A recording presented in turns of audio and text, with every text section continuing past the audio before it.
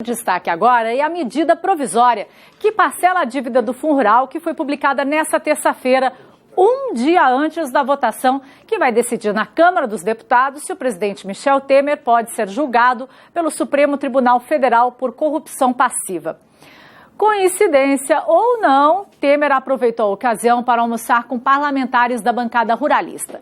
Eles juram que não se trata de uma troca de favores e que a MP do Fundo Rural sequer atende ao que foi pedido pela bancada. Com a medida provisória, a alíquota do Fundo Rural, que até este ano é de 2%, passa a ser de 1,2% a partir de janeiro de 2018 para o produtor rural pessoa física, e o pagamento continua sendo feito sobre a comercialização bruta. Quem tem débitos com o fundo até 30 de abril de 2017 pode pagar a dívida em 14 anos e meio, a partir da cobrança adicional de 0,8% sobre a alíquota. Assim que o passivo for quitado, a taxa extra deixa de ser cobrada. Multas e encargos judiciais vão ter perdão de 25%. Juros referentes ao período devido vão ser completamente desconsiderados. Quem não conseguir pagar tudo no prazo estipulado vai poder liquidar o restante em até 60 prestações, mas sem o benefício do perdão de multas, juros e encargos. O produtor que quiser aderir ao programa de regularização vai ter que assumir que deve o passivo e abrir mão de processos judiciais que pretendem suspender a cobrança. Outra exigência é que 4% da dívida total, sem descontos, devem ser pagos ainda neste ano em 4 parcelas, entre setembro e dezembro. O texto abrange grande parte das reivindicações da bancada ruralista, mas ainda assim não agradou a todos. Vai ser mudada a entrada, a receita que é 4% de entrada, nós vamos sugerir 1% de entrada para o produtor rural e para os adquirentes 1% dividido em 5 vezes. E aqueles produtores que pagaram, que depositaram em juízo, por exemplo, e que com a decisão do STF tiveram esse dinheiro já utilizado, vão pagar 100% de multa e juro.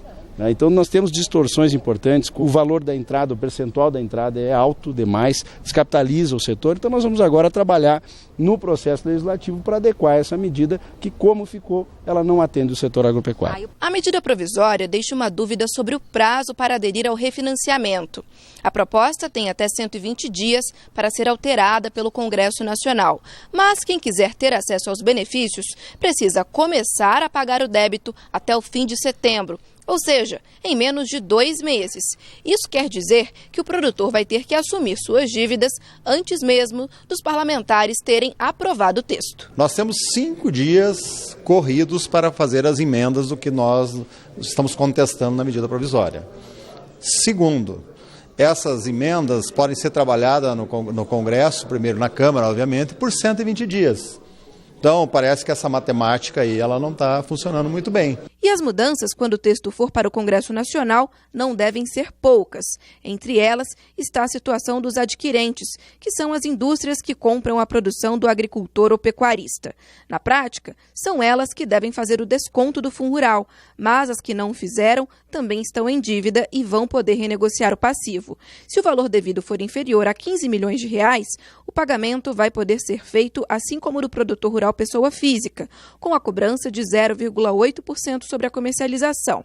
Mas, se a dívida for maior do que isso, passa a ser obrigatório quitar o valor em 176 parcelas fixas, com descontos de juros, multas e encargos, mas sob a condição de pagar à vista 4% do valor total da dívida ainda em 2017. O adquirente que não conseguir quitar no prazo estipulado tem 60 meses a mais para pagar o restante, mas sem descontos. 15 milhões, na realidade, numa conversa que nós tivemos aqui junto com o setor, dá em média 6.400 cabeças de gado. Então é muito pouco para a dívida. A gente vê que tem frigoríficos com 70, 80, 100 milhões de... Então, naturalmente, esse espaço tem que ser alcançado para alcançar boa parte da categoria e não prejudicar toda a cadeia, inclusive o produtor rural. Outra alteração que deve ser feita pela bancada ruralista é sobre a taxa de juros que vai ser cobrada de quem não pagar a dívida em dia. O governo previu que a cobrança vai ser baseada na taxa básica de juros, a Selic, mas os parlamentares querem outras opções. A medida provisória veio em taxa Selic, eu acho que é importante, pelo menos esse IPCA, que reduz o índice de correção, para às vezes para não ficar impagável normalmente a dívida. Mesmo com tanta insatisfação, o governo pede que o texto não seja alterado no Congresso Nacional. O governo propôs aquilo que entendia que deveria ser a postura governamental. E exatamente este momento é o momento em que a gente vai tratar com o setor diretamente, mas nós temos certeza que estamos no rumo do que foi pactuado. Para comentar o assunto, nós vamos até Porto Alegre conversar com o nosso analista jurídico, Ricardo Alfonsin. Essa renegociação é boa ou não para o produtor? Boa noite, bem-vindo aqui ao Rural Notícias.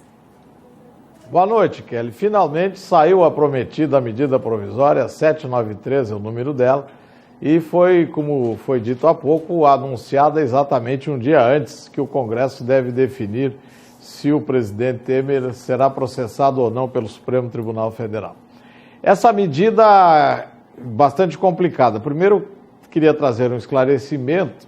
Quando se fala em 1,2 a partir de janeiro, nós temos que considerar que é 1,2 mais 0,1 de acidente do trabalho e mais 0,2 de cenário. Vai ser 1,5, não esqueçam. A partir de janeiro, somadas essas parcelas previstas no artigo 25 da Lei 8.212, lá de 90, com as suas alterações, vai ser 1,5% sobre o faturamento bruto do produtor. Além disso, ele terá esse 0,8 em relação ao passado, que ao final ele não terá pago todo o passado, ainda sobrará um resíduo que em 15 anos, corrigido pela Selic, não se sabe em quanto ficará. Nós temos aí que observar também que este prazo de 27 de setembro é absolutamente impossível de que esse passivo todo tenha a sua consolidação e que se tenha condições de resolver o problema, porque há um acúmulo de compromissos que o produtor terá que ter nesse período até 27 de setembro. Ele tem 4% do valor da dívida cheia, sem os descontos, para ser pago em 4 parcelas. Isto é significativo. Além disso, vai somar as 4 parcelas, vai somar o Fundo Rural de maio até o final do ano, porque a consolidação é até o final de abril desse ano. Então, maio, junho, julho, setembro, outubro, novembro, dezembro é 2,3 que vai ter que ser pago juntamente e com multas ainda e acréscimos, vai ter que ser pago juntamente com essas 4 parcelas que estão aí somadas. E ainda temos uma questão que ninguém está falando, que o produtor que ingressou em juízo, ele vai ter que desistir, renunciar da sua ação e vai ter que pagar os honorários dessa ação que ele promoveu contra a União e mais as custas do processo. Então, o que não se sabe quanto é, porque o juiz poderá arbitrar até 10% do valor do débito, que é uma coisa absolutamente impagável. Então, realmente, nós temos aí problemas sérios já nessa arrancada, né, desse pagamento inicial, que teria até 27 de setembro, que eu considero impossível que o produtor consiga ter esse desembolso e fazer tudo isso nesse período. Certamente que agora, até nesses 120 dias que o Congresso tem para apreciar a medida provisória, essas coisas se alterarão, provavelmente esse prazo passará para o final do ano e algumas coisas, esse percentual de 4% também será reduzido e teremos aí outras situações a serem resolvidas. Mas realmente temos problemas, mas também temos agora em cima do que trabalhar. Ainda temos que considerar que o acordo do Supremo Tribunal Federal não foi publicado, ele não sei quando será publicado, e quando for publicado ainda terão embargos declaratórios e outras coisas que se arrastarão certamente esse desfecho final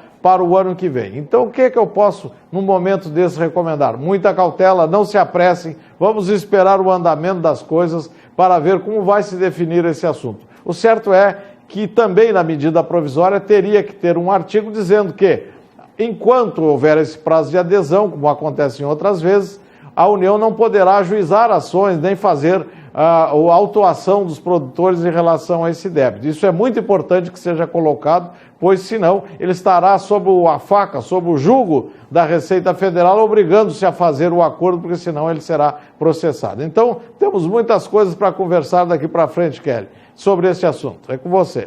Obrigada, Ricardo. Boa noite. Obrigada aí pelas informações.